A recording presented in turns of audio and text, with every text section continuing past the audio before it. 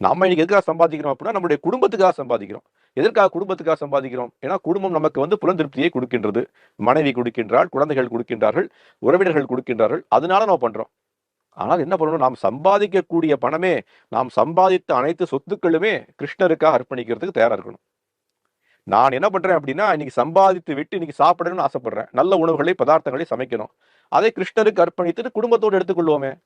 எங்கேயாவது வெளியில போகணும்னு ஆசைப்படுறோம். எங்கேயாவது தீர்த்த யாத்திரை போலாமே. ஏதாவது நல்ல விஷயங்களை பார்க்கணும்னு ஆசைப்படுறோம். கோயில்ல வந்து பகவானுடைய அர்ச்ச விக்கிரகங்களை பார்க்கலாமே. நல்ல விஷயங்களை கேட்கணும்னு ஆசைப்படுறோம். பகவானுடைய லீலைகளை கேட்கலாமே. நாமங்களை சொல்லலாமே. ஏதாவது நுகரணும்னு ஆசைப்படுறோம். பகவானுக்கு அர்ப்பணித்த அ ப அ மாலைகளை நுகரலாமே. அப்ப 5 புலன்களையும் பகவானினுடைய சேவையில் ஈடுபடுத்துவது என்பது மிக மிக எளிமை. அதை பண்ணக்கூடிய மனோபாவம் நமக்கு வேண்டும், தைரியம் வேண்டும். முதல்ல கிருஷ்ணருக்காக செய்வேன் என்ற ஒரு மனப்பக்குவம் வேண்டும் முதல்ல. அது கிடைத்தாலே கர்ம வினைகள் என்ன? எல்லாவற்றையும் போக்குவதற்கு கிருஷ்ணர் தயாரா இருக்கின்றான்றதான் பகவத்கீதையுடைய முதல் ஸ்லோகம். சர்வ தர்மான் பரித்யஜ்ய மாமேகம் சரணம் விரஜ. என்னிடம் சரணடைந்து விடு.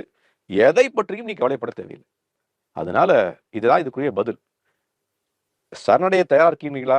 உங்களுக்கு வந்து எல்லாமே டேக் கேர் பண்ணணும். நீங்க வந்து சரணடையவில்லை என்றால், நாமளே நம்மளுடைய எல்லா விதமான வினைகளையும் பார்த்துக் கொள்ள வேண்டும்.